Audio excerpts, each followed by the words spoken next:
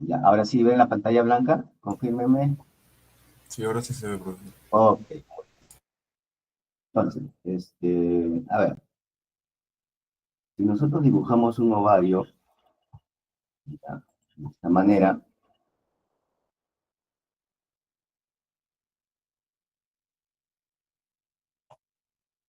a ver, el ovario, ¿cuántas capas tiene o cuántas zonas tiene? ¿Recuerdan?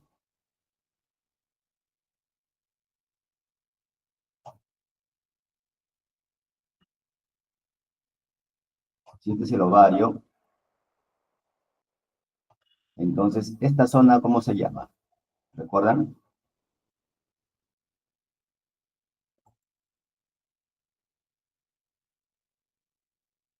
A ver, ¿recuerdan?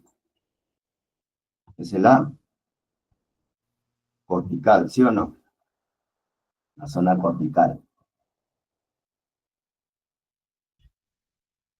La que está al centro, ¿cómo se le llama? La zona medular, ¿no? La zona medular. La medular.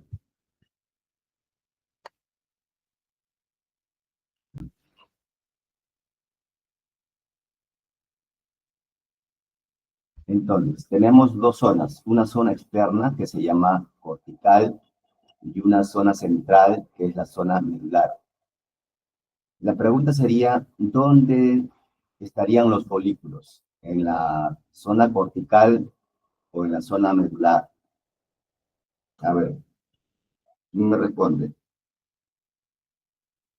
¿En qué parte del ovario o en qué zona del ovario estarían los folículos?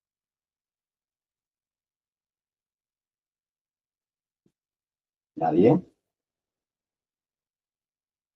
En la cortical. En la cortical, correcto.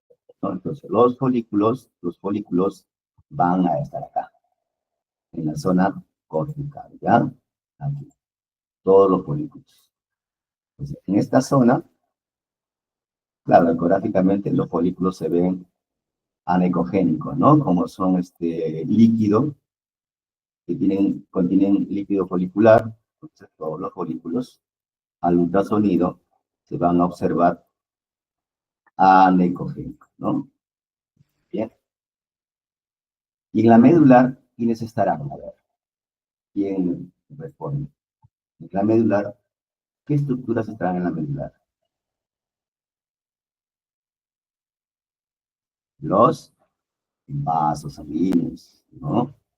Los vasos sanguíneos, tanto venas como arterias, ¿no? ¿Quién más están? ¿Ah? Están los linfáticos, ¿no? Los linfáticos. Ya, ahí está en la zona medular. Vasos sanguíneos y linfáticos. Es una zona más estrecha. La zona más ancha es la cortical. ¿De acuerdo?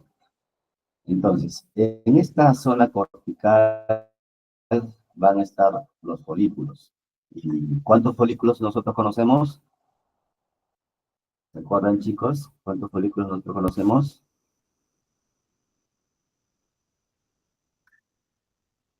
Uno es el folículo primordial, ¿sí o no? ¿Ya? Uno de ellos es el folículo primordial. Ese folículo primordial todavía está inhibido, ¿no? Porque no está, digamos, secuenciado por ninguna de las hormonas, tanto los estrógenos como la progesterona, ¿no? Tenemos ahí el folículo primordial, ¿ya? Entonces, esos son el folículo antes de la pubertad, pues, ¿no? Están ahí intactos. Luego, ¿quién sigue? ¿Se acuerdan? El folículo primario, claro, ¿no? Folículo primario, ¿no? En el folículo primario nosotros vamos a encontrar, ¿no? Unas células aplanadas, ¿no? Aquí, células planas, ¿ya? Células planas, ¿ok? Después, ¿quién más sigue? Este es el primario inicial. Después viene el primario avanzado, ¿no? Por acá, ya, la secuencia, el ovocito, y estas células que eran células de la granulosa aplanadas, ahora van a ser cuboidales, ¿no? En forma de cubos, de esta manera, ¿no?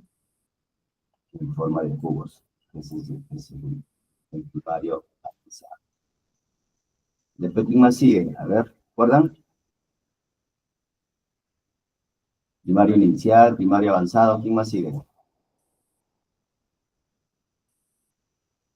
¿El secundario? Claro, el secundario, ¿no? El secundario, el secundario, ¿no? Bueno, eso es solamente algo general, ¿ya? Entonces, ¿cómo serían las células de la granulosa? Serían ya serían han proliferado, ¿no? Han aumentado de células, han agrandado, ¿ya? Entonces sería varias células acá, ¿no? Ya más anchas, más gruesas, que rodean a los, ¿no? ¿Ya? Entonces, tenemos acá el primordial, el primario inicial, el primario avanzado, el primario, el secundario, donde en el secundario vamos a encontrar acá un espacio, ¿no? ¿Cómo se llama ese espacio? Donde está dentro de la granulosa, el ánodo, pues, ¿no?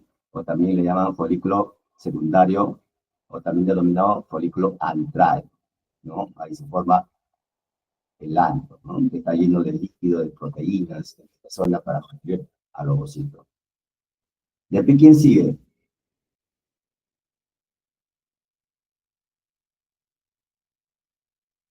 ¿Qué folículo?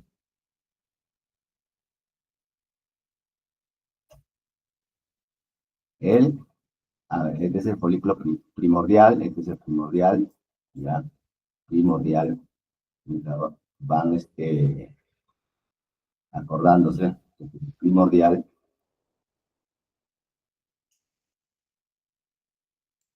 esto que es el primario inicial, ¿ya? El primario avanzado, ¿ok? Esto es el secundario, o también llamado antral.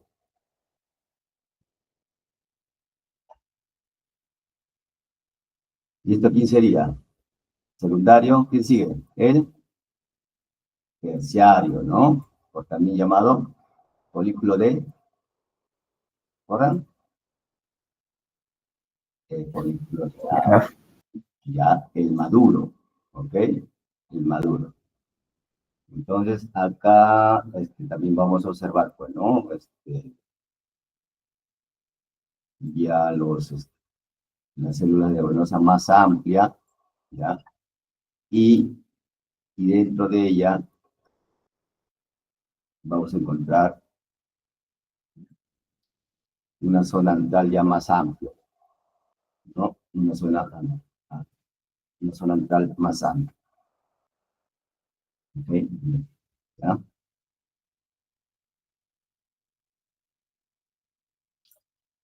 Entonces, eso sería más o menos con respecto al ovario, ¿ya? A ver, ¿ustedes qué patología conocen en el ovario?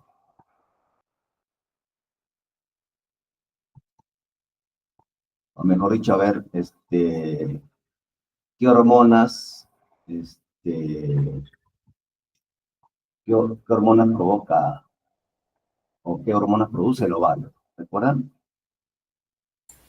La luteinizante y la folículo estimulante. Ya, pero el ovario en sí, ¿qué produce? Pues eso viene de la GnRH, ¿no? Lo que tú me estás diciendo.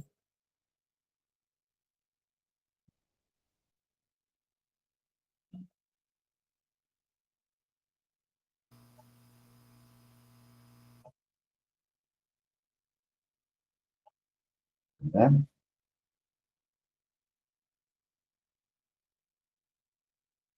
Son los estrógenos, ¿sí?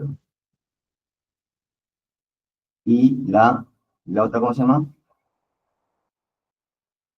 Progesterona. ¿Ya? Entonces, ellos producen el ovario en sí, ¿no? ¿Ya? La LH y la FSH ya vienen desde arriba, digamos, ¿no? De la hipófisis, ¿ya? Muy bien.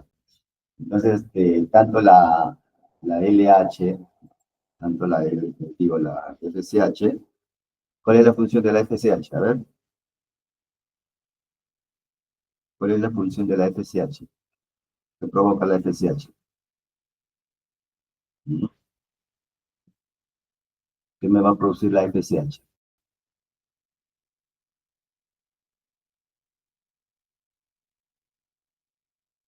¿Y qué me va a producir la LH?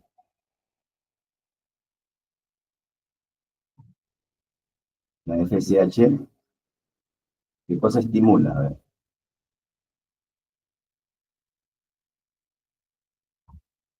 la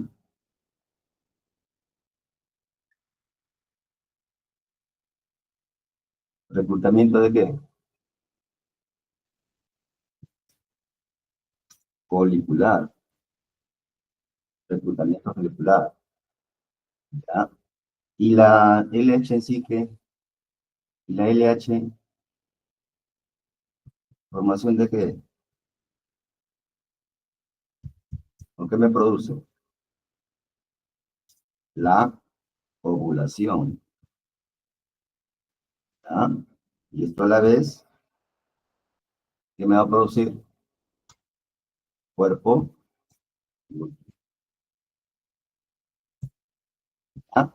Entonces la FSH estimula los folículos o reclutamiento folicular, la LH produce lo que es la ovulación, ¿no? Por cuerpo, ¿ya? Sobre todo la FSH y la LH mayormente, sobre todo digamos, se va a relacionar con el endometrio, pues, ¿no? Tanto la menstruación, la fase folicular y la fase luteal, ¿ya? Muy bien. Ahora, ¿qué patologías nosotros podemos encontrar en el ovario, chicos? ¿Qué patologías nosotros podemos encontrar en el ovario? A ver, vamos a ver por acá.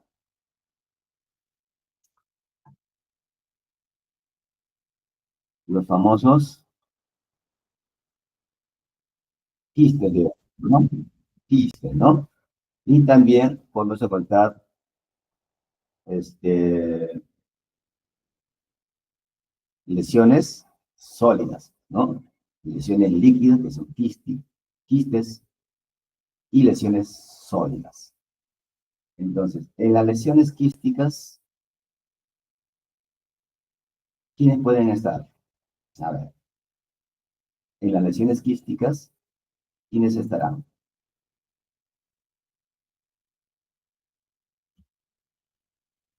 ¿Mm? Tenemos los quistes foliculares, pues, ¿no? ¿Ya? Los quistes. A ver, antes de hablar de eso, nosotros decimos quistes en sí cuando en realidad este quiste ya es mayor de ¿cuánto? Es mayor de 3 centímetros, ¿ya? Nosotros recién hablamos de a partir de los 3 centímetros para arriba, nosotros recién vamos a hablar de quiste. Si es menos de 3 centímetros o igual a 3 centímetros, entonces son quistes funcionales. Por ejemplo, puede ser un cuerpo lúteo, puede ser un folículo dominante. No te olvides que un folículo de Gauss un folículo maduro puede llegar hasta 3 centímetros, ¿ya? Un cuerpo lúteo también puede llegar hasta 3 centímetros. Entonces, esos son los quistes fisiológicos, que son normales.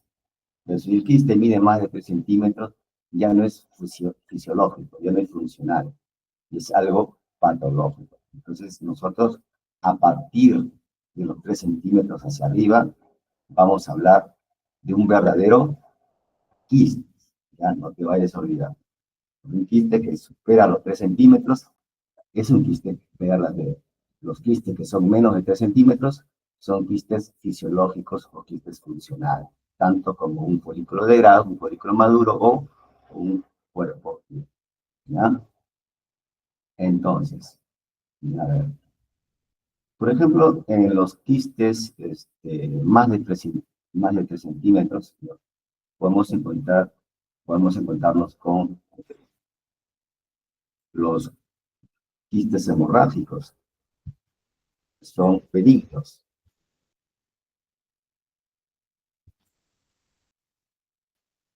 Quistes hemorrágicos, que son quistes benignos. ¿Ya? Otro quiste,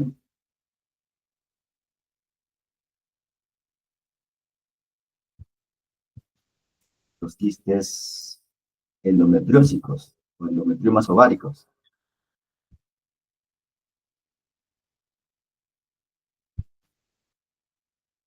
o también denominado, ¿no? Endometrioma ovárico. Otro tipo de quiste,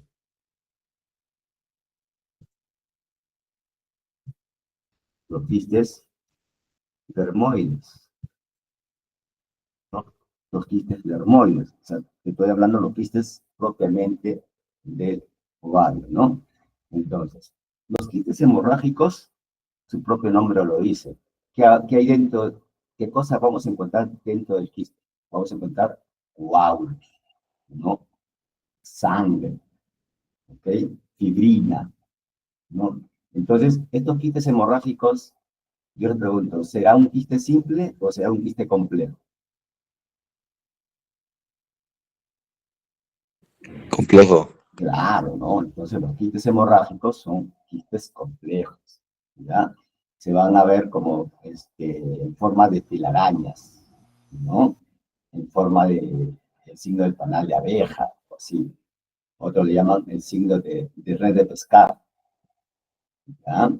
Entonces, a ver, si nosotros lo dibujamos por acá, un quiste hemorrágico, más o menos. Si nosotros dibujamos un quiste hemorrágico por acá, a ver, ¿ya? Entonces, dentro de ese quiste, ¿no? Nos vamos a encontrar eh, imágenes pseudo-calcadas, ¿no? De esta manera. Estas son hebras de fibrina. Y este signo, sí o no que parece, también le dicen el signo de red de pescar, ¿no? De esta manera, ¿ya? Así se va a observar un quiste hemorrágico. Aparte que tiene el signo de telaraña, o el signo de red de pescar, o el signo del panal de abeja, ¿ya? También vamos a encontrar imágenes, ¿no?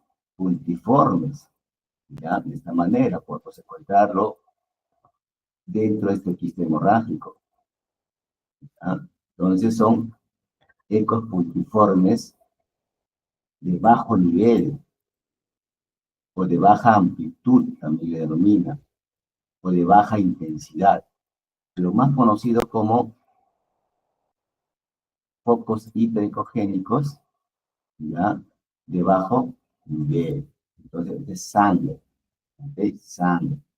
Y también podemos encontrar dentro del quiste hemorrágico imágenes pseudo-nodulares, ¿no? De esta manera, ¿ok? Que vienen así. Y que parecen en realidad este, estructuras sólidas, ¿no? Provenientes que provienen de la pared del quiste. ¿ya? Entonces, cuando uno hace con el traductor una compresión, ¿no? Cuando uno hace con el traductor una compresión o empujamos al quiste con nuestro traductor, entonces, ¿qué es lo que va a pasar con esta imagen que me parece una estructura sólida que nace de la pared? Aparentemente va a nacer de la pared, ¿ya? Entonces, cuando uno empuja con nuestro traductor a esta zona donde está la imagen pseudonodular, ¿ya?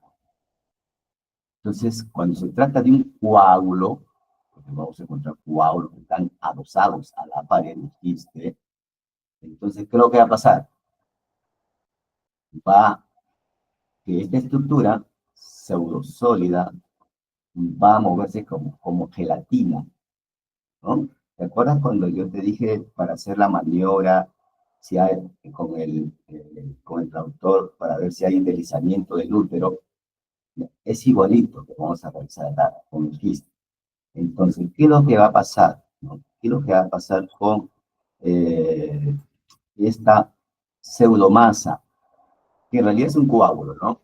Entonces, al momento de hacer, eh, digamos, empujar con nuestro traductor al quiste, lo que va a pasar, esta imagen se va a movilizar, ¿no? Bien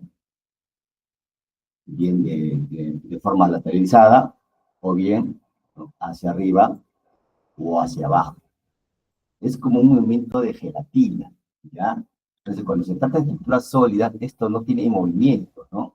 Entonces, cuando se trata de una estructura en sí, verdaderamente, una imagen nodular sólida, entonces esta imagen de acá no tiene ese movimiento de gelatinoso, ¿ok? Entonces, si hay ese movimiento, ya, ese es un coágulo, ¿no? Un coágulo. Entonces, los quistes hemorrágicos se pueden presentar, ¿no? Como signos de panal de abeja, signos como red de pescar, o signos de, de- ¿cómo se llama? O también le llaman tractos fibrosos, ¿no? En forma de telaraña, ¿ya? Así también lo denominan. ¿Tienen alguna pregunta con este quiste hemorrágico? ¿Alguna duda? Entonces, como digo, para decir que es un quiste hemorrágico, ¿cuánto tiene que medir? Más de 3 centímetros, ¿ya? O mejor dicho, a ver, por acá, si nosotros, entonces, este quiste, para que sea este, casi 100% benigno, ¿ya? Debe medir entre 3, ¿no? Debe medir entre 3, entre 3 a 10 centímetros, ¿ok? 10 centímetros. Entonces, si ese quiste, cualesquiera, ya sea hemorrágico, ya sea un quiste endometriósico, ya sea un quiste de dermoides, el quiste de dermoides, no te olvides que aparenta ser una masa sólida, ¿ya? Pero no lo es en realidad. Esos quistes, para decir que es benigno, debe medir entre 3 a 10 centímetros. ¿Ok? Entonces, más de 10 centímetros, cualquiera de estos quistes, que son conocidos, ya eh, podría, ¿no?, transformarse, o mejor dicho, podría alcanzar una malignidad, ¿ya? Podría, ¿no? Puede ser que se convierta a maligno, ¿ya? Pero un quiste que mide entre 3 a 10, entre 3 a 10 centímetros, de estos tres que vemos acá, entonces la probabilidad es casi 100% que sea benigno, ¿ya? Más de 10 centímetros ya aumenta, la probabilidad de benignidad disminuye, ¿no? Entonces se torna a ser maligno, ¿ya? Muy bien. Ahora, Un quiste endometriósico, pues un quiste, también le llaman el famoso quiste de chocolate, ¿no? Un endometrioma ovárico también denominado quiste de chocolate, ¿ya? Entonces, esto de acá, esto también se le denomina, ¿ya? El quiste de chocolate, ¿no?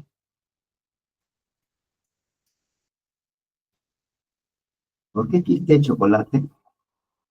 Porque contiene, en su interior, el quiste contiene sangre, eh, no sé si ustedes habrán visto, se han golpeado, ¿no? El dedo quizás, y han visto el dedo todo morado, ¿no? Todo un rojo de color oscuro, ¿no? A eso le llaman sangre muerta, ¿no? No sé si ustedes habrán escuchado ese término, sangre muerta. Entonces, el quiste endometriósico contiene sangre, sangre antigua o sangre muerta, ¿no? Entonces, por eso tiene ese color marrón, ¿no? Un rojo oscuro, algo este, llegando a un color marrón, por eso dicen quiste de chocolate. Los quistes endometriósicos, ¿no? En realidad son personas que tienen un problema con la endometriosis, pues no valga la redundancia, ¿no? La endometriosis. No te olvides que la endometriosis pues, puede estar dentro del útero o fuera del útero, ¿no? Como en este caso, en los ovarios, ¿no? Si está en el miometrio, confinado en el miometrio, se le llama adenomiosis. Si está fuera del miometrio, o sea, puede estar en el ovario, puede estar en la trompa, ¿no? Lo que es el mesosalping, entonces a eso se le llama ya quiste endometriósico, ya quiste endometriósico, o endometriosis en sí, ¿no? Los quistes endometriósicos también tienen varias formas, ¿no? Pueden ser uniloculares, así totalmente simples, como vemos acá. Pueden contener también ecos, de esta manera, ¿no? Pero el famoso, ¿se acuerdan el signo característico que le dije en la clase pasada? ¿Qué signo tenían? ¿Se acuerdan? ¿El signo de vidrio qué? Vidrio del ilustrado, ¿no? Ya, el signo de vidrio del ilustrado o esmerilado, también le llaman, ¿no? Ese es el signo, ¿ya? De los quistes endometriósicos. Que también pueden tener tabiques, sí, ya. Pueden contener tabiques, sí. Pueden tener calcificaciones en la pared, también, ¿ok? Esos son los quistes endometriósicos. Los quistes dermoides ya son estructuras que contienen, ¿qué cosa? Contienen, dentro del quiste hay grasa, hay pelos, ¿no? Eh, Uñas, ¿no? Entonces tiene un conjunto de estructuras dentro del quiste, ¿ya? Contiene aceite, ¿ya? Eh, entonces todo ese conjunto de estructuras dentro de ese quiste le da una morfología de un aspecto pseudo sólido, ¿no? Que pueden también producir sombra, ¿no? Por ejemplo, si nosotros tenemos por acá un quiste dermoide, si nosotros lo representamos gráficamente de esta manera, ¿ya? Entonces vamos a encontrar estructuras en forma de bola, ¿no? Y estructuras en forma de bola, sino una bola blanca, ¿ya? Y a esa bola blanca, ¿no? Vamos a representarlo de esta manera.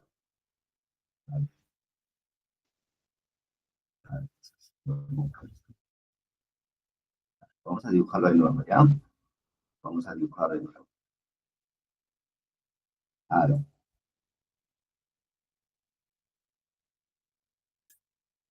entonces, el quiste dermoide va a tener va a tener como una punta de color bien blanco y va a asemejar al pico de un nevado, pues, ¿no? Algo así.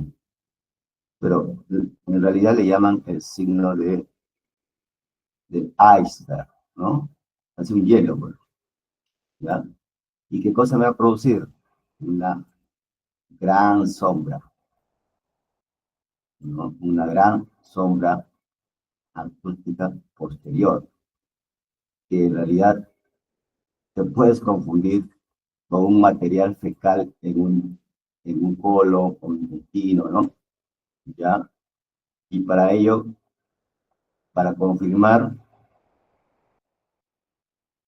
o para diferenciarlo, el intestino tiene peristaltismo, pues, ¿no? Ahí es la diferencia. Esta masa ovárica, no. ¿Ok? Entonces, este es el signo del iceberg. ¿Con respecto a quién? Al histerodermoides. ¿Ya? Entonces, toda estructura quística que tenga sombra, ¿no? Este, tiende a ser benigno, pues siempre y cuando la masa sea bien delimitada, o sea, de contornos regulares. ¿Ok? Entonces también este dermoides, ¿no?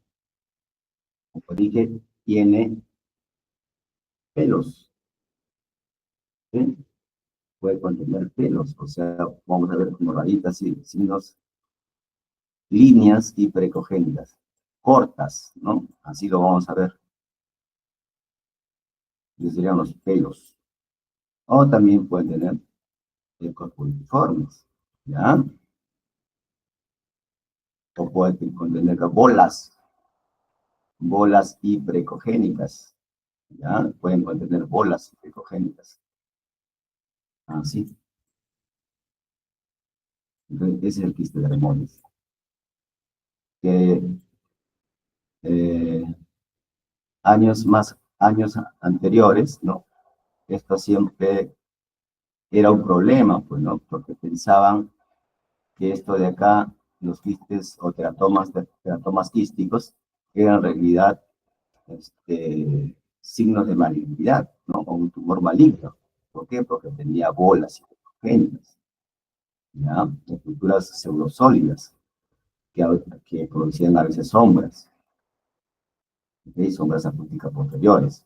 Y a veces le catalogarán como un quiste de aspecto maligno, ¿no? ¿Alguna pregunta, chicos? A ver, ¿ninguna?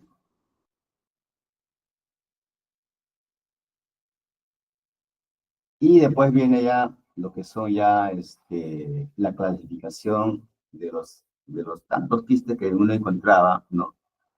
El IOTA, pues, ¿no? El IOTA clasifica lo que es en sí, o da mejor la descripción morfológica de las distintas lesiones, ¿no? Lesiones uniloculares, lesiones unilocular sólida, lesiones multiloculares y multiloculares sólidas. ¿Ya? ¿Han escuchado de IOTA, chicos, ustedes? ¿O no han escuchado nada?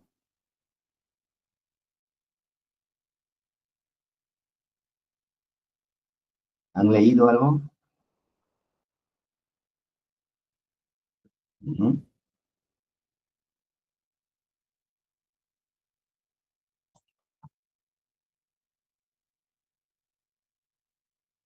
A ver, ya. Antiguamente nosotros hablábamos de quiste simple, que hablo de lo que es en el contexto ginecológico, de quistes simples, de quistes complicados y quistes complejos, ¿no? Como Les decía cuando le mencionaba los quistes, por ejemplo, en el hígado, ¿no? Que existían quistes simples, quistes complicados, quistes complejos.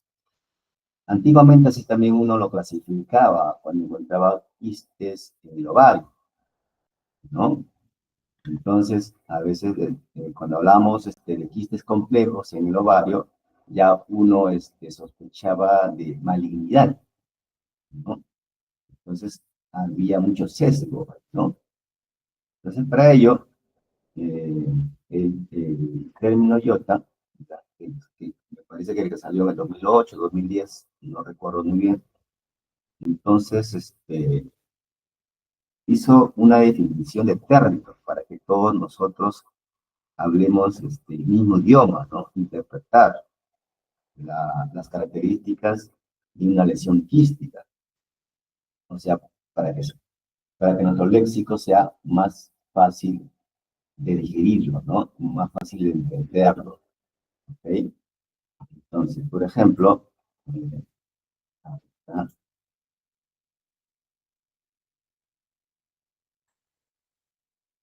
Por ejemplo, ese es un quiste simple, ¿no? Un quiste simple que no contiene ni tabiques ni nódulos en la pared, ¿no? Una pared delgada, fina, ¿ya? A esto le llaman, lo denominan entonces quiste unilocular. El quiste unilocular. Ese es el término, ¿no? Quiste unilocular. Después viene, ¿qué pasa si dentro del quiste eh, yo le agrego un nódulo en la pared?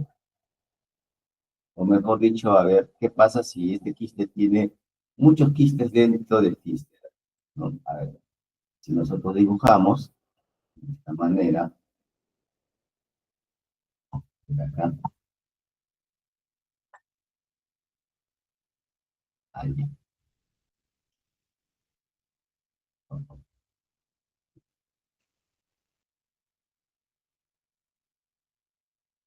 ahí, ¿no? Y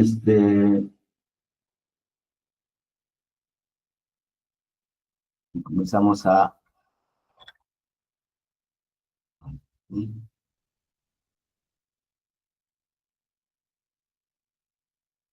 dibujar dentro del quiste varios quistes.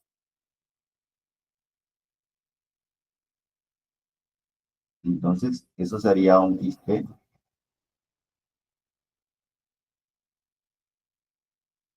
multilocular, ¿no? Hay muchos lóculos, muchos lóculos. También se le puede representar de esta manera, ¿ah? También lo podemos representar al quiste multilocular de esta manera, como tabiques, ¿no? O sea, así, ¿eh? Tabique por acá, tabique por aquí. A esto también se le denomina multilocular, multitabicado o multilocular. Entonces, esto sería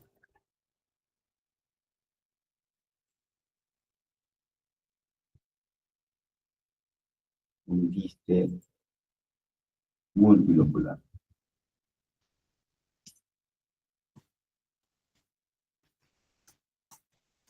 Multilocular.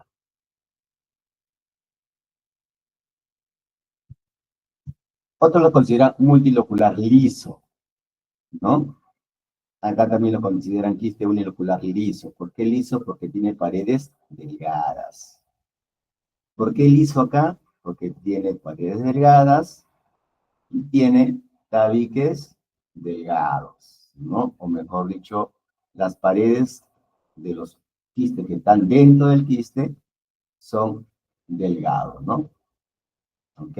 Por eso le dicen quiste multilocular liso. Después viene, ¿qué pasa si nosotros acá le agregamos, ¿no? un nódulo. Ya no sería quiste unilocular, liso. Ya se cambia de nombre, ¿no? Por ejemplo, vamos a dibujar el quiste. ¿Ya? ¿Y qué pasa si nosotros comenzamos a dibujar acá un pequeño nódulo?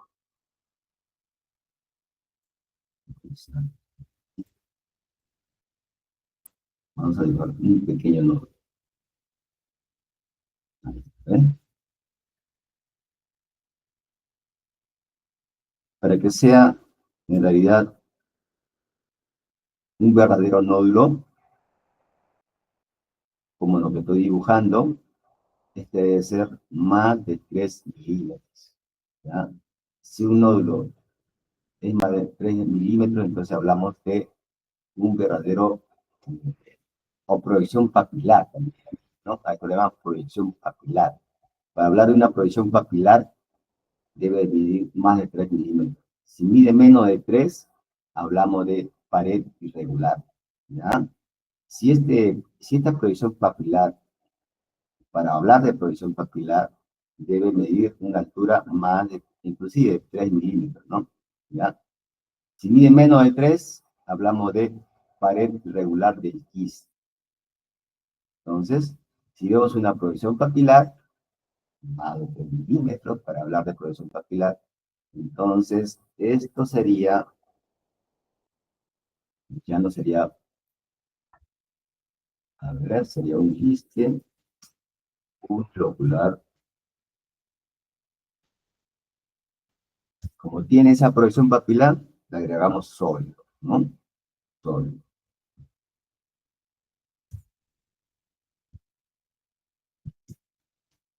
Entonces sería un quiste unilocular sólido.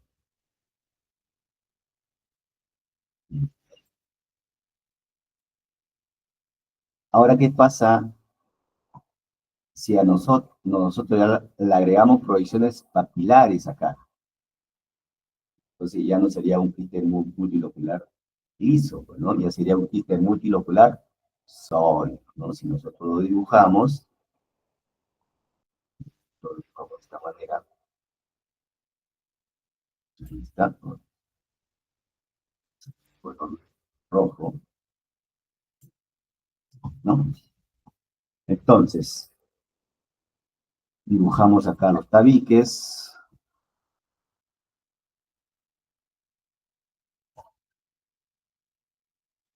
Y esas proyecciones papilares pueden estar acá, pues, ¿no? Pueden nacen de la pared, o también pueden estar confinados en el tabique, ¿no? En el tabique. ¿Sí? Entonces, esto ya no sería, cuando yo hablo de liso, ¿no? Como le dije, cuando yo hablo de un quiste multilocular liso, hablo primero de la pared del quiste, que es delgado, fino, y también voy a hablar, ¿no? De la pared de los quistes que están dentro del quiste, que son finos y delgados. Si tienen forma de tabiques, entonces voy a hablar pared del quiste, que es fino y delgado, ¿ya? Y los tabiques también que son finos delgados, ¿no? Finos y delgados. ¿Ok? Pero basta que ya contenga proyecciones papilares o nódulos en el tabique, ya no serían lisos, ¿no? Ya no serían lisos, serían gruesos. ¿Ven? Acá también, ¿ya? La proyección papilar en la pared y una proyección papilar en el tabique. Eso se le denomina, lo vamos a denominar, ya sería, ¿no? Quiste multilocular sólido.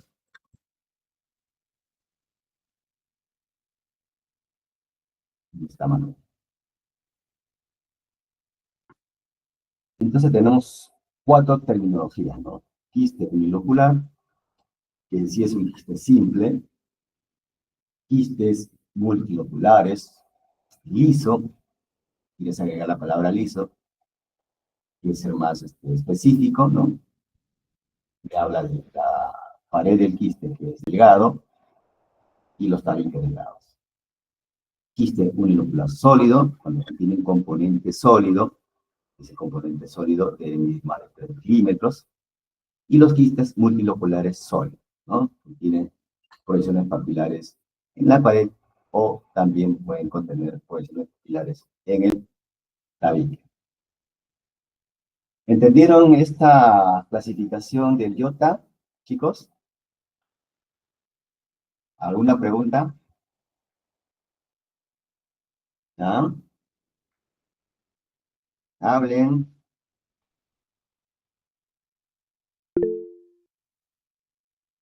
¿Todo bien? Profe, una pregunta. Si en el quiste unilocular sólido medía menos de 3 milímetros, ¿era una pared unilocular Irregular. quística Irregular. O sea, irregular? si esta proyección papilar mide menos de 3 milímetros, no hablamos ya de proyección papilar en sí.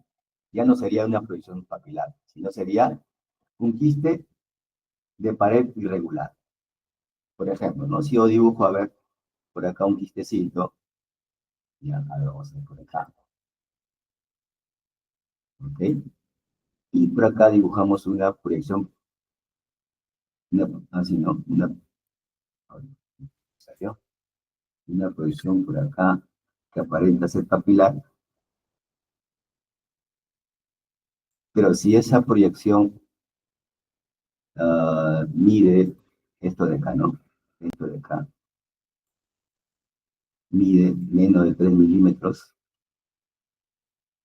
ya no sería proyección papilar, ¿no? Sería entonces una pared del quiste, ¿no? Una pared del quiste, una pared irregular, ¿ya? Una pared irregular, ¿ok? Eso sería, ¿ya? Muy bien, ¿entendido? ¿Sí? ¿Respondí a tu pregunta? Sí, profe, gracias. Ok. ¿Alguien más? A ver, otra pregunta. Ninguno. Correcto. Entonces vamos a pasar con las diapositivas. Voy a dejar de compartir esto. Vamos con la diapositiva.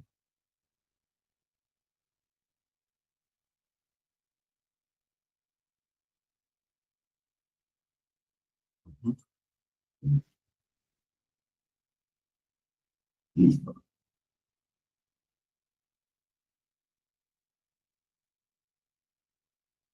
Tenemos acá lo que es bueno, las medidas ováricas, un volumen ovárico más o menos otros consideran, pues, ¿no? Un volumen ovárico normal, ¿no? Entre 4 a 6 centímetros, ¿no? Un promedio de 9,8 y un rango mínimo de 2,5 y un rango máximo de 21,9 centímetros cúbicos, ¿ya? Entonces, el volumen ovárico más alto está en la fase preovulatoria. ¿Por qué? Porque aquí, en la fase preovulatoria, ¿qué cosa vamos a encontrar? ¿Por qué creen que el volumen del ovario en la fase preovulatoria es más alta el volumen? ¿Qué cosa encontramos en la fase preovulatoria? O sea, antes de la ovulación. ¿Qué vamos a encontrar? O sea, vamos a ver una estructura dentro del ovario, una estructura fisiológica dentro del ovario, que me hace que este volumen de este ovario sea más grande, ¿no? O más amplio. ¿Mm? Por ejemplo, acá tenemos un ovario, ¿no? Acá, un ovario, y dentro del ovario nosotros vamos a encontrar, ¿no? Una imagen, por ejemplo, acá, ¿no? ¿Ven lo que estoy dibujando, chicos? Sí, profesor. Ya, entonces acá vamos a encontrar, ¿no? ¿Qué cosa vamos a encontrar? Una estructura fisiológica. Una estructura fisiológica, claro, ¿no? Acá era para dibujar de color negro. Una estructura fisiológica, una estructura funcional, ¿no? Funcional. Cuando yo hablo de una estructura fisiológica funcional, tengo que ya imaginarme esta imagen que estoy dibujando tiene un tamaño menos de 3 centímetros, ¿no? Entonces, a ver, los quistes fisiológicos o los quistes funcionales que miden menos de 3 centímetros, ¿quiénes eran? ¿Te acuerdas? ¿Mm? ¿Quiénes eran? Los del folículo maduro, cuerpo lúteo. Árbol, folículo maduro y cuerpo lúteo, ¿no? Entonces, si estoy en la fase preovulatoria, ¿sería cuerpo lúteo o sería un folículo de grafo o dominante? Dominante o grafo, bueno, casi parecido, ¿no? ¿Cuál de los dos? ¿Un dominante o un lúteo? ¿Mm? Si estoy en la fase preovulatoria.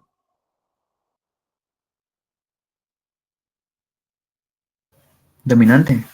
Dominante. Dominante.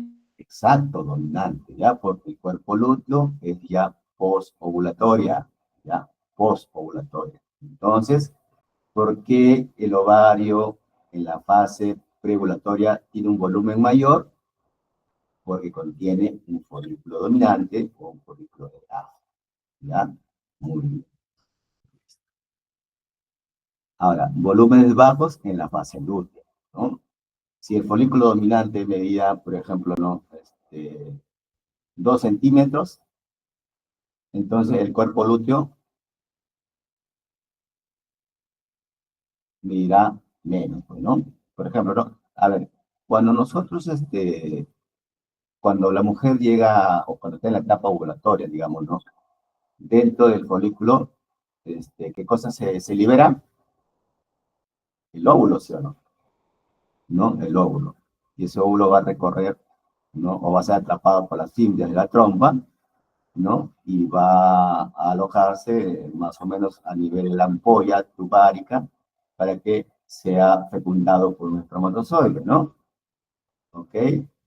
Entonces, si no sucede eso, el cuerpo lúteo, que en sí es cuerpo amarillo, también le denominan, se convierte en cuerpo blanco, ¿no? O algas, ¿no? Cuerpo blanco o algas, ¿no? O sea, degenera el cuerpo lúteo, porque no ha habido una fecundación. Si es que hay una fecundación, entonces ese cuerpo lúteo no degenera.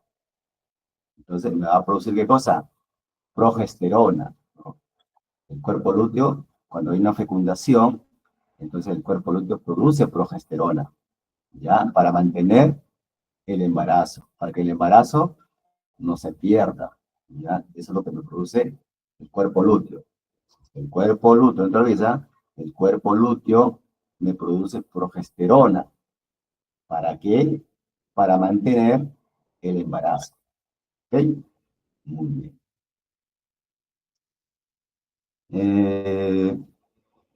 ¿Por qué son los volúmenes bajos en la fase lútea? Porque el cuerpo lúteo va degenerándose, se va achicando, ¿no? Cuando hay una ovulación, entonces, dentro de ese quiste maduro que se ha roto para liberar el óvulo, entonces la cavidad de ese quiste roto se llena de sangre, pues, ¿no?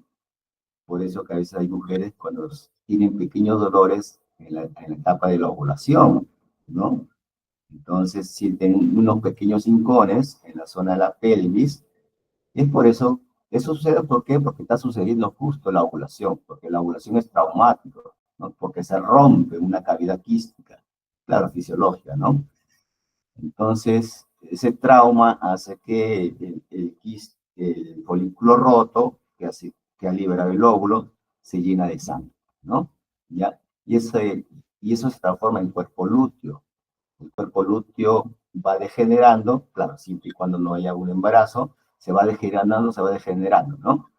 Entonces, por ejemplo, si el folículo medía, por ejemplo, 2,5 centímetros, se rompió el grafo, se llenó de sangre, ¿no? No hubo una fecundación. Entonces, ¿qué pasa con el cuerpo lúteo? Se va achicando, se va arrugando, ¿no? Hasta desaparecer. Y por eso que me dicen, no, volúmenes bajos en fase lútea, ¿ya?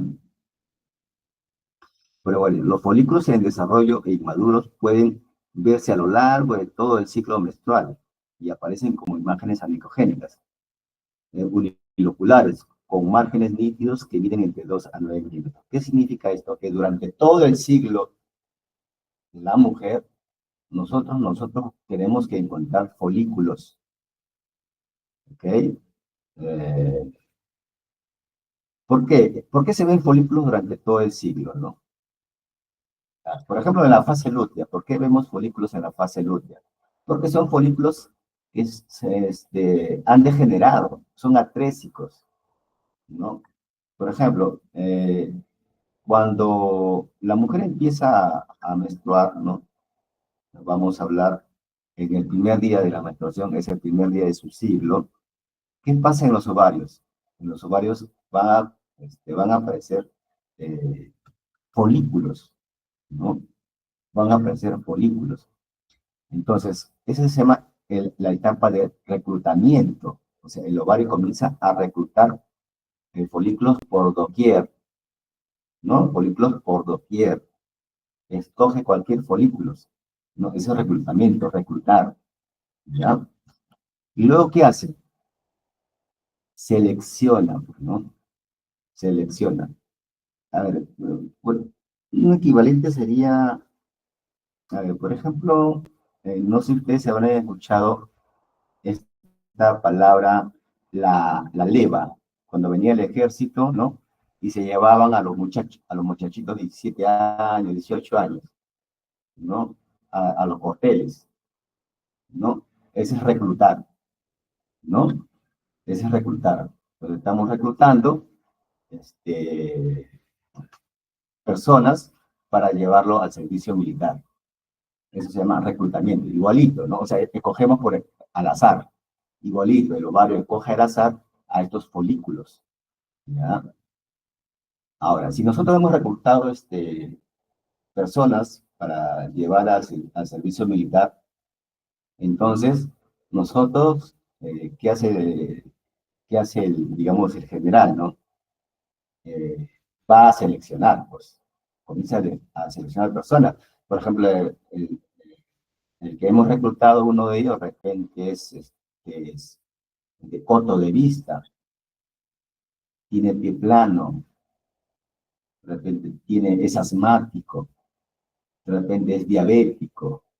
Entonces, a ellos lo vamos retirando. Nosotros estamos, o sea, estamos seleccionando a los mejores, ¿no?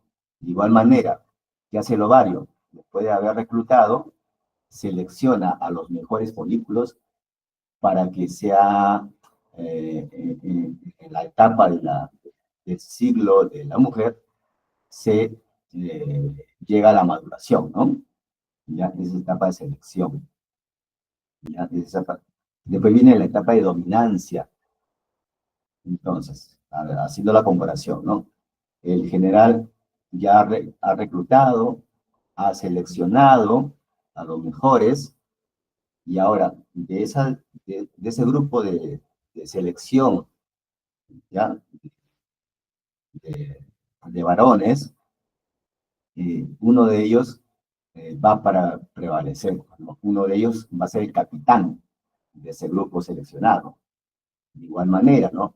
El ovario que ha reclutado folículos por doquier, al azar, ahora ha seleccionado a los mejores y de manera para que ovulen, ¿no? Y de esos folículos seleccionados, uno de ellos va a ser el capitán, o sea, el folículo dominante, ¿ya? Puede haber un folículo dominante, puede haber también dos folículos dominantes, de igual manera, pues, ¿no? En el grupo de seleccionado puede haber un capitán, pueden haber dos capitanes, ¿ok? Entonces, si nos vamos en el contexto del ovario,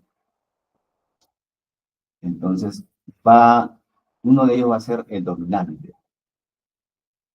Y ese dominante es la que va a madurar, va a la que se va a producir la ovulación. En ese folículo dominante es la que se va a producir la ovulación. ¿Ya? ¿Podemos encontrar folículos dominantes en ambos ovarios? Sí, podíamos encontrar folículos dominantes en ambos ovarios. Podríamos decir que estos folículos dominantes pueden llegar a madurar.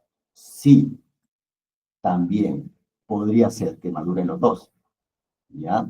Entonces, ¿puede haber doble ovulación? Sí, puede haber doble ovulación. Un ovario, de hecho, con un folículo maduro puede soltar el óvulo. En el otro ovario, también en otro folículo, podemos encontrar un folículo de edad, un folículo maduro. También puede, digamos, soltar el óvulo, ¿no? Entonces, si salen dos óvulos, entonces puede haber un embarazo gemelar, ¿no? O sí, puede ser, puede ocurrir. Profe, ¿en un ovario también puede haber dos folículos dominantes? Sí, claro, pueden haber dos folículos dominantes. ¿Los dos pueden madurar a llegar a la ovulación? Sí, pueden ovular. Entonces, también se puede producir un embarazo gemelar, ¿ya? Pero no necesariamente, ¿no? Entonces, encontrar dos folículos dominantes no quiere decir que esos dos folículos lleguen a la ovulación. Solamente uno puede llegar a la ovulación. ¿Ya? Encontrar dos folículos dominantes, más probable que uno nomás llegue a la ovulación. ¿Los dos pueden llegar? Sí, posiblemente puede llegar los dos a madurar y soltar el óvulo y producirse un embarazo genital. ¿Entendido, chicos, hasta ahí? Muy bien. Sigamos entonces.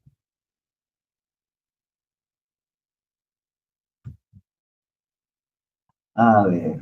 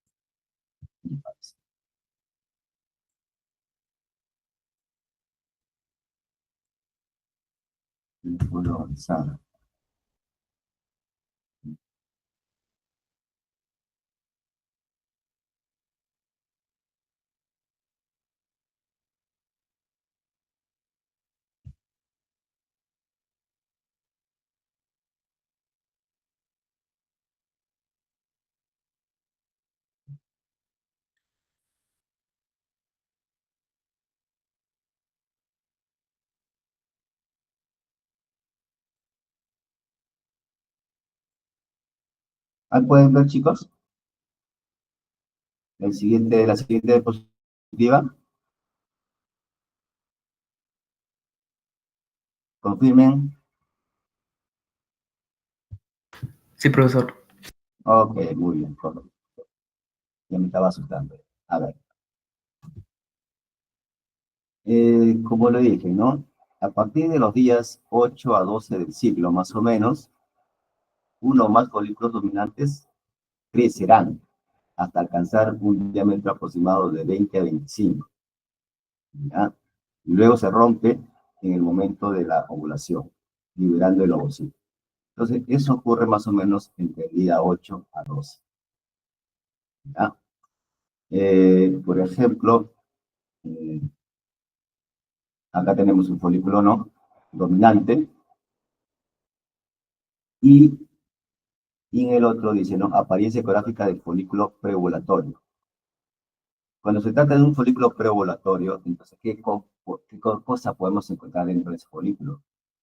Vamos a encontrar una ecogenicidad ligeramente compleja, o podemos encontrar ecos dentro de ese folículo. Vamos a encontrar la presencia del ovocito, que es una estructura de forma de anillo dentro del folículo, el llamado cúmulos o óforos. ¿No? Si nosotros vemos acá, ¿ves? Vemos el quiste fisiológico, que se ve turbio, un poco hipoecogénico, ¿ok? Y en una de sus bordes vemos un quistecito chiquito. A eso se llama cúmulos poros. ¿Ok? Entonces acá se va a producir la ovulación. Cuando vemos el cúmulo óforo, entonces estamos entre 24 a 72 horas más o menos a que se toca la ovulación. Va a haber desaparición del folículo, ¿ah? O sea, el folículo que era de un tamaño redondito se ve apachurrado luego, alteración del folículo, aplanamiento, paredes irregulares, ¿no? Engrosamiento de la pared, cambio en la ecogenicidad interna, y vamos a encontrar líquido en el espacio Douglas, o también vamos a encontrar líquido periovárico, ¿no?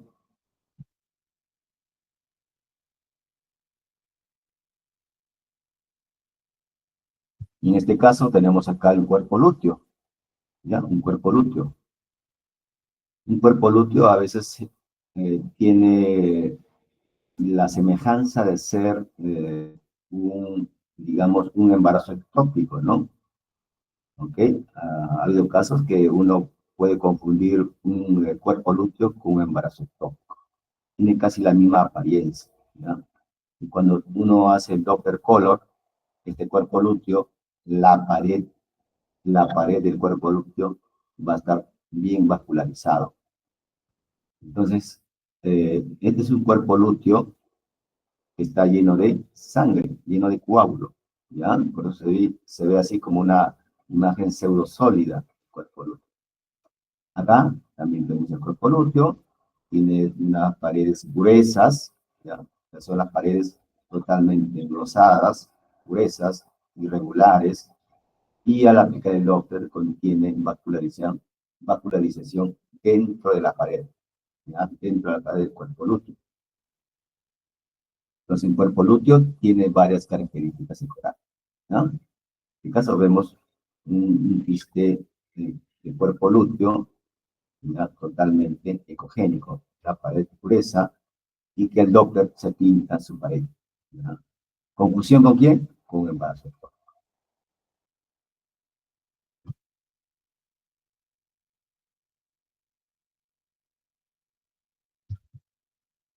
Por ejemplo, acá, ¿no? Tenemos los rasgos ecográficos de las lesiones anexiales.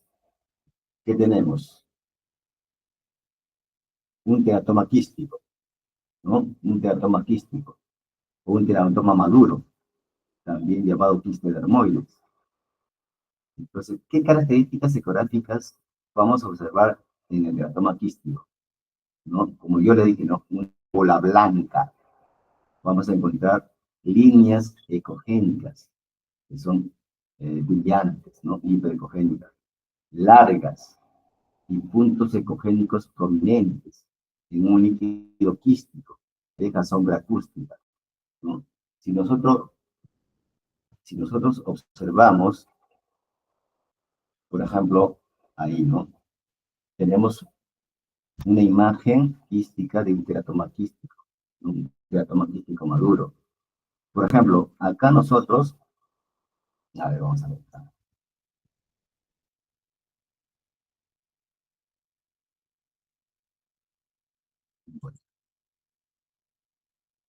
Por ejemplo, acá nosotros tenemos un quiste, ¿verdad? Ya tenemos el quiste. ¿Qué más tenemos? Dentro del quiste tengo un área líquida, que es esto de acá. Zona negra es área líquida, una zona líquida. Y dentro de ese quiste vemos una bola blanca, hiperecogénica. ¿Ya? Ahí está. Mira, toda esta bola blanca hiperecogénica. ¿Ok? Entonces, es una imagen típica de un teratoma quístico, ¿ya? Entonces, estas bolas ecogénicas hay que siempre memorizarlo a los quistes dermoides, ¿no? ¿Ya? Para decir que es un quiste benigno. Como te decía antiguamente, esto de acá, estas bolas blancas, ¿no? Encontrar estas bolas blancas en un teratoma quístico, pensábamos que esto de acá era un quiste de apariencia maligna, ¿no? Acá, por ejemplo, tenemos otro quiste, ¿no? Anecogénico, pero con la particularidad de que cosa tiene, mira, estas líneas hiperecogénicas, ya sean líneas largas, líneas cortas, ¿no? ¿Ve? Y aparte tiene, ¿qué cosa? Puntos brillantes, ¿no? Puntos brillantes, ¿ve? Puntos brillantes. Acá vemos más líneas largas y cortas hiperecogénicas, y por acá vemos puntos brillantes. También es típico de un teratoma quístico. Y acá, como yo le dije, ¿no? ¿Te acuerdas que te dije el signo de la punta del iceberg? Tenemos acá, mira, ve. Toda esta bola blanca. Y por acá más o menos voy a demarcarlo. Ya no se ve el quiste. Ya no se ve el quiste. Entonces, la zona blanca es todo esto de acá.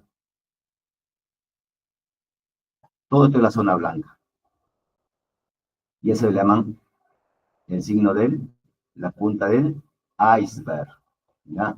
Y vemos acá, detrás de la punta del iceberg, ¿ya? Vemos sombra. Una sombra que me está enmascarando toda la zona posterior del quiste, ¿ya? Entonces, este también es el famoso teratoma quístico, ¿ya? Que también son lesiones benignas, ¿ya? Son lesiones benignas. Muy bien. Después regresamos a lo que es un endometrioma, ¿no? Un endometrioma. Los endometriomas tienen una apariencia en vidrio de lustrado o es vidrio esmerilado, ¿ya? Vidrio, no te olvides, ¿ah? Vidrio de lustrado puede ser problema. Esta pregunta de examen. De contenido quístico, ¿ya? Y podemos encontrar también, ¿qué cosa? Nodularidades durales. Nodularidades durales. Por ejemplo, a ver si nos vamos a la imagen. Por ejemplo, acá, ¿no? Hablando todavía del teratoma quístico, mira, ve. Acá vemos una imagen quística, ya estamos todavía en el teratoma quístico, por favor. Y acá vemos un nódulo casi irregular. Y ese nódulo me produce esta sombra, ¿no? Ya. A ese nódulo, ya, a ese nódulo se le llama nódulo de Rokitansky, ¿ya? O también la poda del móvil. Podemos encontrar entonces una imagen quística, una imagen forma de pelota, que me produce una gran sombra dentro del quiste. A eso se llama nódulo de Rokitansky. De igual manera, acá vemos otra bola, mirad, otra bola. Esta es la imagen quística. Y acá vemos otra imagen quística. Y acá cosa vemos varias pelotas, varias bolas blancas. ¿Ok? Y eso también son quistes dermoides. ¿Ya? Quistes dermoides.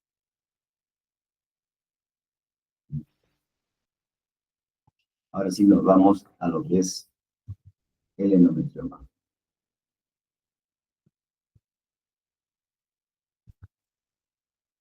Mira, ven, acá vemos el endometrioma.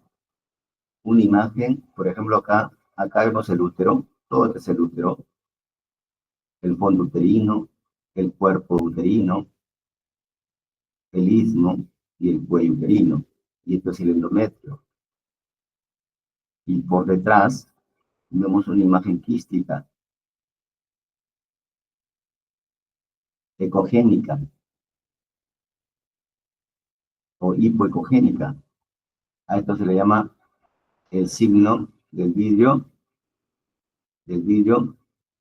desluzado, el vidrio esmerilado, ¿ya? A eso se llama el endometrioma. Tiene ese signo. Acá también, ¿no? Tenemos el quiste ecogénico, ¿ok? Y tenemos una pequeña acá una pequeña nodularidad, que también puede contener los endometriomas. Entonces, estos nódulos, ¿no? Posiblemente sean coagulitos que están adosados a la pared del quiste, porque todo lo que vemos acá, el signo del vidrio mebilado, es sangre, todo es de sangre, sangre antigua dentro del quiste. Por eso dicen quiste de chocolate también.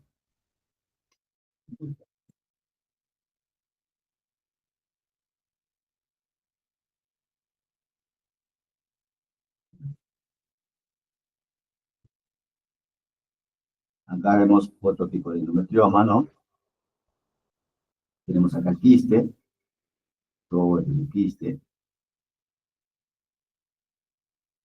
Tiene una ecogenicidad, ¿no? En forma de vidrio desmerilado y contiene también áreas de calcificación, ¿no? Áreas de calcificaciones. Por ejemplo, acá tenemos, este es el útero, un corte transversal, el útero en un corte transversal, el endometrioma, digo, el endometrio, ¿y qué cosa encontramos? Los quistes, ¿no? Quiste casi anicogénico y un quiste ecogénico, ¿no? Entonces son dos endometriomas. Dos endometriomas. Bien.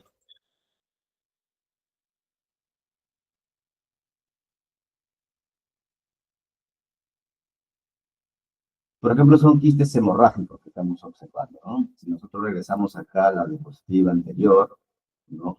Nos vamos a encontrar con quistes hemorrágicos, quistes del cuerpo lúteo, ¿no? Contenido similar a una telaraña, coágulos sanguíneos extraños. Entonces, si nosotros nos vamos a las imágenes de estos quistes, ¿no? Tenemos acá, mira, un quiste en forma que tiene la forma de panal de arrea, algo parecido, ¿no?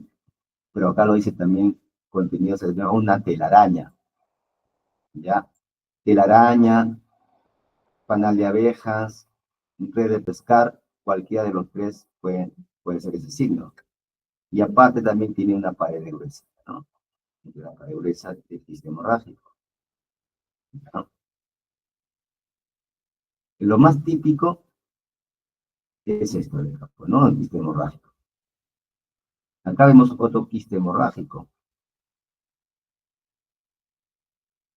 que tiene todo esto de acá que observamos. El quiste es el coágulo, ¿verdad? Todo es el coágulo. Que parece ser una masa dentro del quiste, ¿no? ¿Ok? Un enmarañado. Entonces, ¿qué haces? Empujas con tu traductor al quiste y vas a ver que esta imagen pseudo-nodular va a flamear, se va a mover como gelatina. Si se mueve como gelatina, entonces esto de acá sería un coágulo sanguíneo, ¿no? Un coágulo sanguíneo. Por ejemplo, acá tenemos otro quiste que tiene la apariencia de una lesión maligna, ¿no? Tiene espacios quísticos irregulares. Acá también tiene otro espacio quístico. Y todo de acá, en realidad, es sangre, pues, un coágulo, ¿ya? De igual manera, ¿qué hago? De igual manera acá, ¿no? En esta zona, que parece ser una imagen pseudo-nodular, ¿qué es lo que voy a hacer? ¿Qué técnica hago? Empujo con mi mano todo el quiste y esto debe moverse. Si se mueve como gelatina o flamea, ¿no? Entonces es un coágulo, un coágulo. Si no se mueve, está quieto, está endurecido, entonces más probable que sea eh, un nódulo sólido de la pared, ¿ya? De igual manera que también haces esta maniobra, pues, ¿no? Empujar, para que estos coágulos se movilicen, ¿no? O cuando haces cambio de posición del paciente, por ejemplo, le dices al paciente que se coloque en el punto lateral, y vas a ver el cambio de niveles, ¿no? Cambio de niveles. Si sucede eso, entonces, ya es un quiste hemorrágico.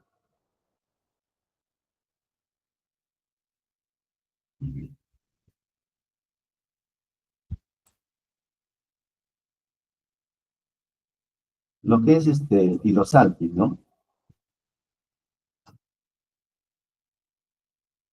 Los hidrosalpis, ¿no? Son estructuras quísticas dices, alargadas, llenas de líquido, que pueden contener septos incompletos y pueden tener también apariencia en rueda de carro o tienen apariencia en collar de cuentas, ¿no? Nosotros vemos estos quistes, a ver,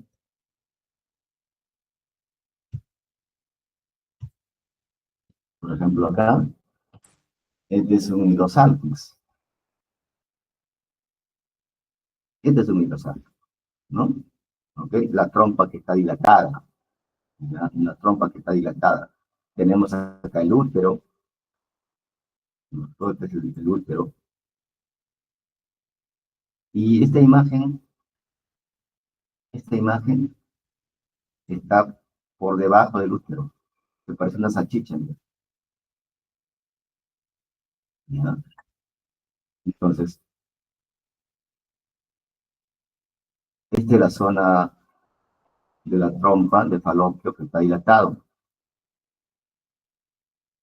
La zona más delgada es la parte del inicio, y la zona más ensanchada, donde está la zona ampular por acá está el ovario, ¿ya? Es lo que es todo esto de acá, viene a ser la trompa dilatada, ¿no?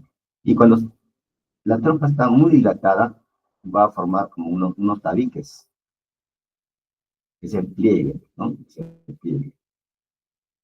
Y también podemos encontrar en un corte transversal de la trompa, ¿no? Vamos a encontrar imágenes como una rueda dentada, ¿no? ¿Ves? Parece una rueda dentada, todo esto de acá. Entonces, toda esta imagen que está en corte transversal es la trompa que está dilatada, y dentro que pareciera que tuviera, ¿no? Como unos dientes de engranaje, ¿no? Por eso le llaman el signo de la rueda, ¿no?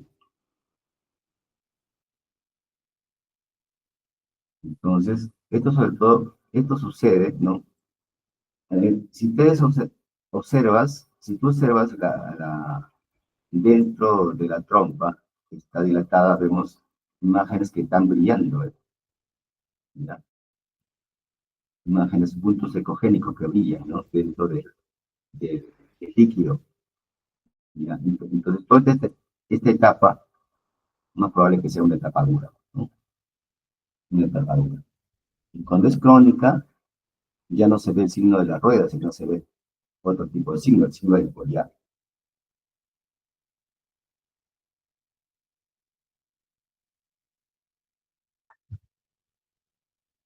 A ver, por ejemplo, acá, ¿no? Tenemos la trompa que está dilatada, y vemos estas imágenes nodulares, finas, que aparentan ser, ¿no? A perlas de un collar, ¿no? A esos, mayormente cuando son ya una etapa crónica. Entonces, aguda, signo de la rueda dentada. Crónica, perlas de un collar, ¿no? Perlas de un collar, cuando está tan crónica. Y esto de acá es cuando ya es un absceso tubovárico, ya, no tiene complicaciones. Entonces, puede complicar, no se complican el ovario, porque atrapan el ovario, dentro de esa imagen, una imagen compleja que está lleno de pus. ¿Ya? Entonces, eso es similar.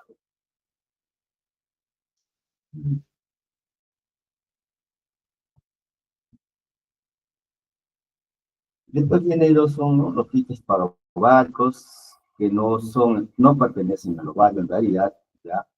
Para ello, a ver, si nosotros encontramos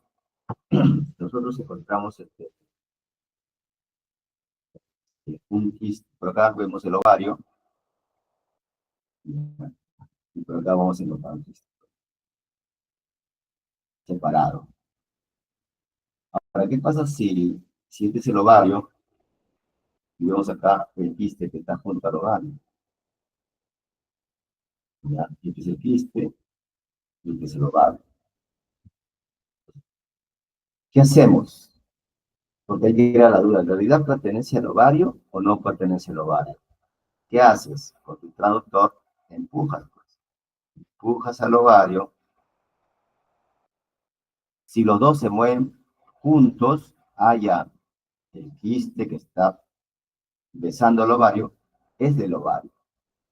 Lo que pasa es si se mueven por separado, uno por cada lado, haya, eso quiere decir que el quiste que estaba besando el ovario, y si se mueven por separado a hacer esta maniobra, entonces en realidad es un quiste que no pertenece al ovario, es un quiste paraovárico. Por ejemplo, pseudoquiste peritoneal también, ¿no? Son masas quísticas que amoldan los contornos de la pelvis. Muy raro, he visto solamente 2 casos de esto nada más. Podemos encontrar fibromas, ya son masas sólidas, aparentemente tienen un parecido a un mioma, pues, ¿no? Pero son en realidad lesiones sólidas que pertenecen al ovario. Abscesos tubováricos, como ya les dije, y la torsión anexial, ¿no? Es raro, pero sí puede pasar. Acá, por ejemplo, acá tenemos, ¿no?, una masa ovárica sólida, hipoecogénica, heterogénea. ¿Qué cosa produce? Tenemos sombras por acá, ¿eh? Sombras que salen de la lesión, ¿ya? Sombras que salen de la lesión. Acá tenemos otro fibroma ovárico, una lesión hipoecogénica, ¿no? Entonces yo no puedo saber si en realidad es una lesión de tipo maligna, de tipo benigna. Como son fibromas ováricos, son benignos, ¿no? Son benignos. Entonces, ¿qué pasa si yo encuentro una lesión sólida? Una lesión sólida, que es totalmente irregular. ¿Qué pasa si una lesión sólida que tiene así, de contornos irregulares?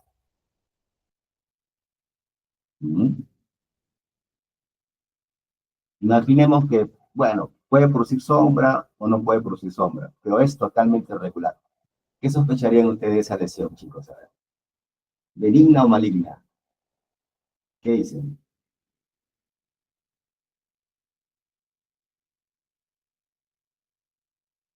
¿Ah? Maligna, claro, Paul, muy bien, maligna, ¿ya? Entonces, basta que una lesión sea sólida y que sus contornos sean irregulares, es más sospechoso que sea maligno, ¿ya? No te olvides. Muy bien. Ahora,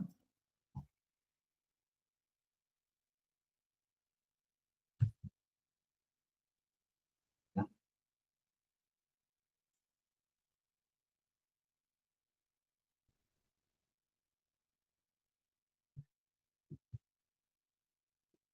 Bueno, las torsiones ováricas, ¿no? Es raro, pero puede suceder, ¿ya?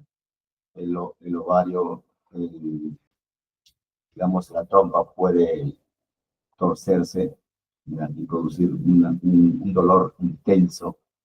El ovario también cuando tiene, les digo, el quiste, también los quistes que tienen un pedúnculo largo también pueden torcerse, ¿ya?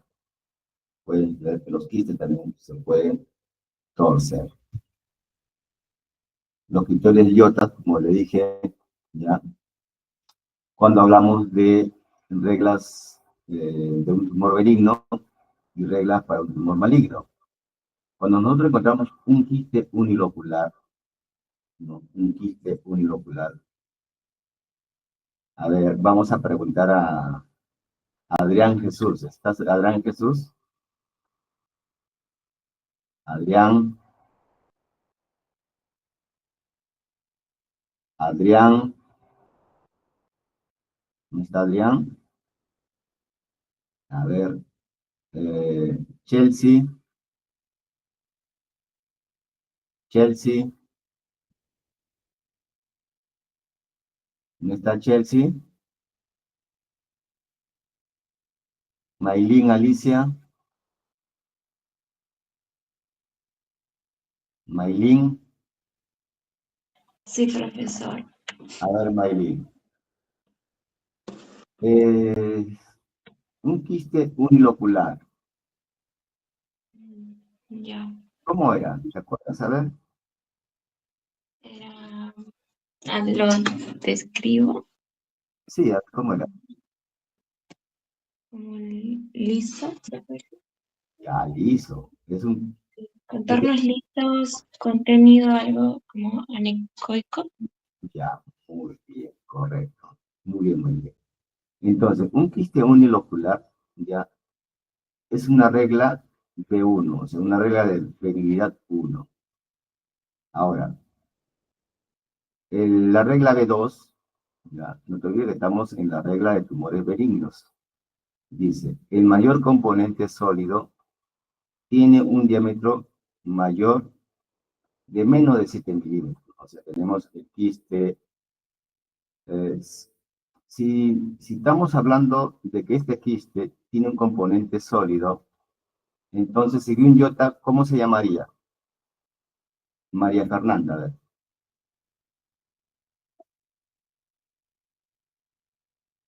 María Fernanda.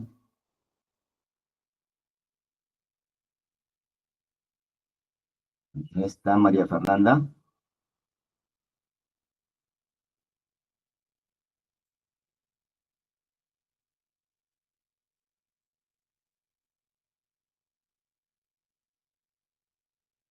Lorena Patricia. Lorena. Marco Enrique. Sí, profesor. Enrique. Si nosotros estamos hablando de que en la regla B2 dice el mayor componente sólido, solamente acá, componente sólido. ¿De qué, según Jota, de qué tipo de quiste estamos hablando? De un quiste unilocular sólido. Muy, muy, muy bien. Entonces, si nosotros dibujamos un quiste unilocular sólido, tenemos acá su proyección papilar. Entonces, si esa proyección papilar dice, claro, su diámetro mayor, porque es esto de acá, ese diámetro mayor mide menos de 7 milímetros, entonces estamos hablando de una regla de 2, benignidad 2. ¿Ok? Ahora, la regla de benignidad 3, o sea, B3, presencia de sombra acústica. A ver,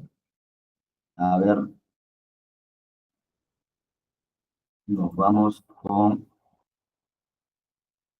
a ver, Karen Sheila, Karen, ¿está? Juan José Palacios. Sí, profesor, presente. A ver, Juan José. A ver,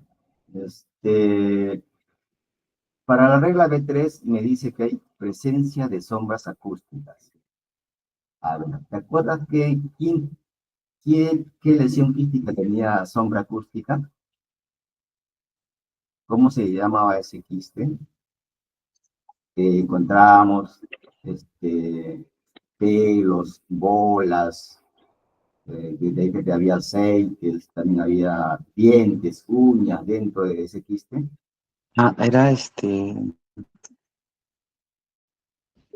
Que también tenía el signo de iceberg. dermoides. Claro, entonces acá estamos hablando del quiste dermoide, ¿no? Presencia de sombra acústica, ya, B3, benignidad. Ahora, también vemos el B4, ¿no? Otra regla del B4. Tumor multilocular liso. Está hablando de liso, no tiene componentes sólidos, o sea, no tiene proyecciones papilares, ni en la pared, ni en los tabiques, ¿no? Tumor multilocular sólido. Si ese tumor multilocular sólido mide menos de 10 centímetros, entonces estamos en una regla de 4, o sea, benignidad, ¿no? Entonces, si yo encuentro un quiste, mide menos de 10 centímetros de quiste, menos de 10 centímetros. El quiste es multilocular liso, o sea, paredes lisas, tabiques lisos, tabiques finos. Entonces, es una regla de benignidad 4, ¿no?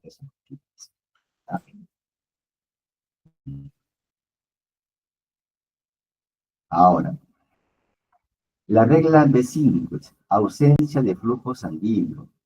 Score de color 1. Yo tengo una lesión quística y el aplicar el Doppler color no tiene flujo, o sea, un Doppler negativo, entonces es una regla de benignidad 5. ¿Ya? Ahora nos vamos con la regla de malignidad. ¿Qué pasa con la regla de malignidad? Dice tumor sólido irregular, como me dijo tu compañero, ya basta que sea un tumor sólido, sea de contornos irregulares, entonces ya este es maligno. ¿Cuándo hablamos de tumor sólido? Cuando más del 80% es sólido. ¿Ya? Hablamos de tumor sólido cuando su componente sólido abarca más del 80%. Ese es tumor sólido. Entonces, si nosotros encontramos un tumor sólido de contornos irregulares, hay que sospechar de malignidad. No te olvides, cuando yo hablo de quiste, hablo de pared, ¿no? Cuando yo hablo de quistes y menciono la pared, o mejor dicho, yo digo, ¿no? Un quiste unilocular liso. Un quiste unilocular liso. Esa palabra liso se refiere a la pared del quiste. ¿Ya? Pared del quiste, que es delgado. ¿Ya? Que es delgado. Entonces, si yo hablo de un quiste multilocular liso, me estoy refiriendo a la pared que es delgada y a la vez también me estoy refiriendo que sus tabiques son delgados. ¿Ya? Cuando yo hablo de una lesión sólida, yo ya no hablo de pared. ¿Ya? En una lesión sólida, yo no hablo de pared. ¿De qué voy a hablar? ¿De qué voy a hablar cuando se trata de un tumor sólido? Una lesión sólida. Solamente hablo de pared cuando son lesiones líquidas, o sea, lesiones quísticas. Ahí hablo de pared. ¿Ya? Y cuando, por ejemplo, en la lesión quística, a veces yo hablo de paredes irregulares, ¿no?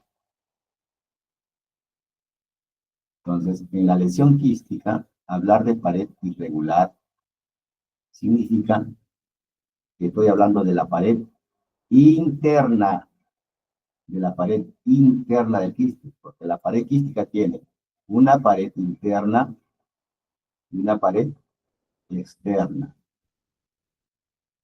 Hablo de liso siempre y cuando de pared externa a pared interna mide menos de 3 milímetros.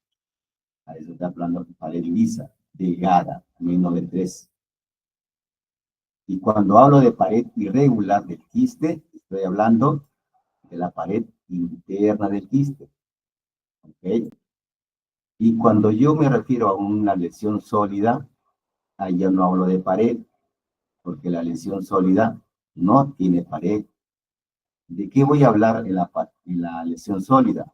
Hablo del contorno. Hablo de su contorno. Aquí voy a hablar de contorno, más no de pared, porque los sólidos no tienen pared, tienen contorno. Entonces, cuando yo hablo de tumor sólido regular, me estoy refiriendo al contorno del tumor sólido, que es totalmente regular. ¿Ah? Ahora, presencia de ascitis. Basta que yo encuentre líquido libre en la cavidad pélvica o líquido que está bañando al útero y es una persona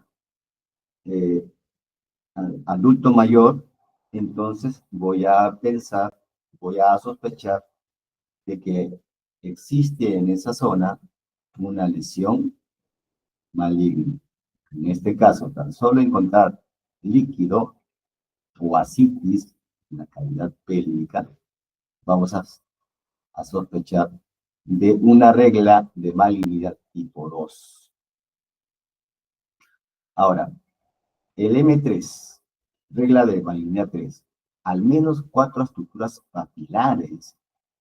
O sea, si yo tengo un quiste, ya, yo tengo un quiste, que tenga por lo menos 4 proyecciones papilares, no te olvides, una proyección papilar es cuando mide más de 3 milímetros, ¿ya? Si mide menos de 3, hablamos de pared irregular. Entonces tenemos 1, 2, 3, 4. Lesión quística, que por lo menos tiene 4 proyecciones papilares, entonces es una regla de malignidad 3. ¿Ya? Una regla de malignidad 3. El M4 dice, ¿no? Malignidad 4. Tumor sólido multilocular irregular, con diámetros más de 10 centímetros. Entonces, lo que me quiere decir que yo tengo un quiste, un tumor sólido, dice, ¿no? Ok. Multilocular, o sea, tumor o lesión, ¿no? Multilocular, ¿no? Lesión multilocular.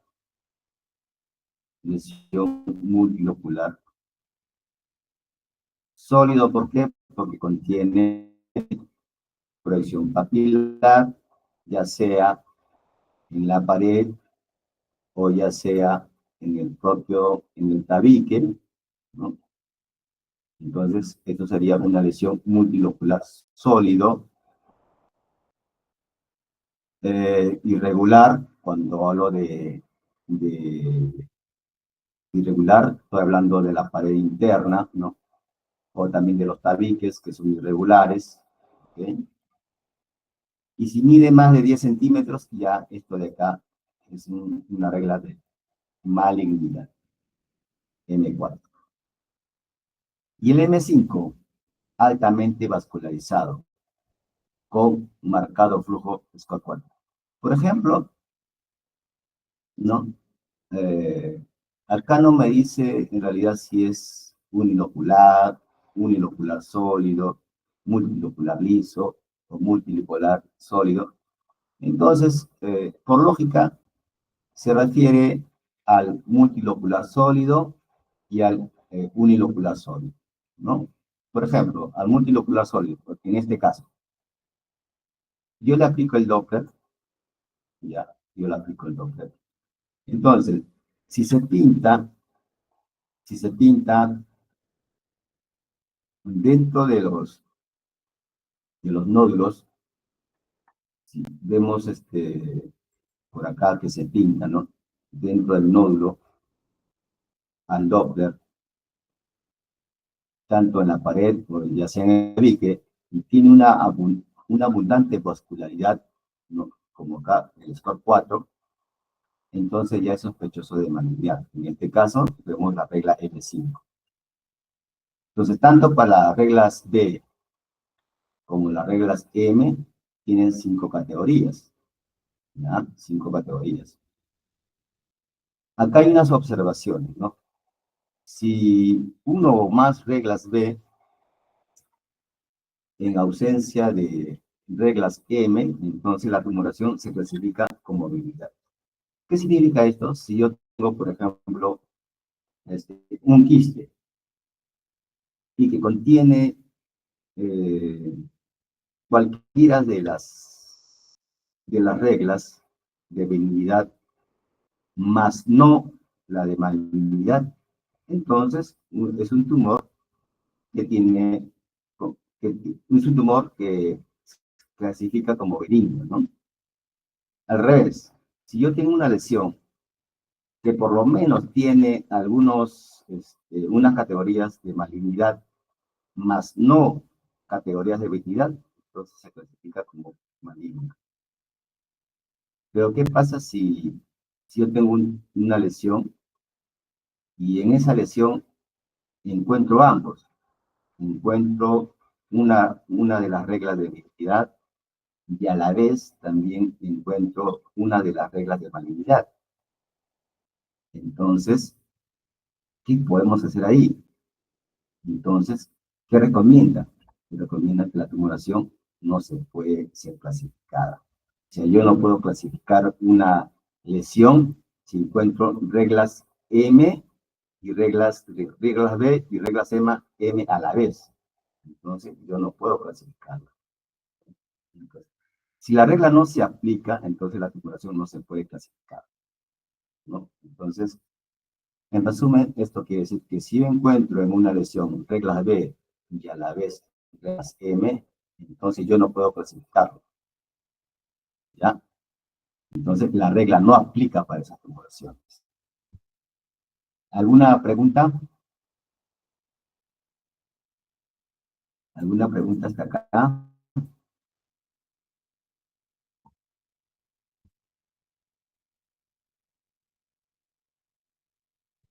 Por ejemplo, ¿no? Acá tenemos un quiste uninocular, ¿ya? Liso. No te olvides, la palabra liso me estoy refiriendo a su pared, que es delgada.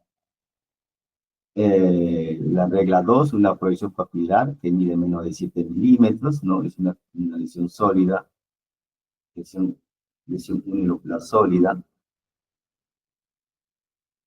Otra regla B, que tiene una imagen crística, tiene un componente sólido que me produce sombra acústica posterior, ¿no?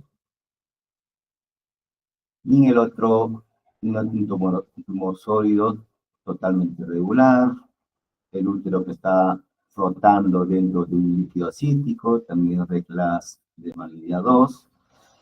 Y acá tenemos, ¿no? un tumor unilocular sólido, porque tiene por lo menos 4 posiciones pilares, y eso me hace sospechar de una regla de malignidad.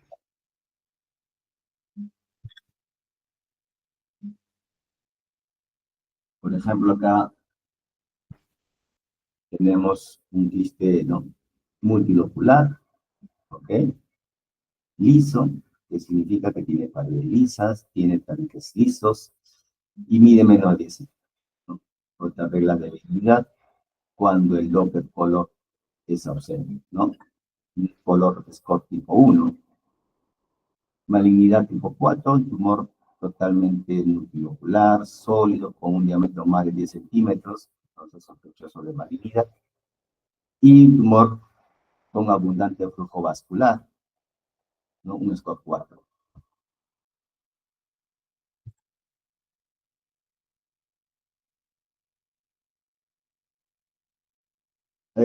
Hacemos un receso de 10 minutos, ¿ya? Y regresamos a las 10:51.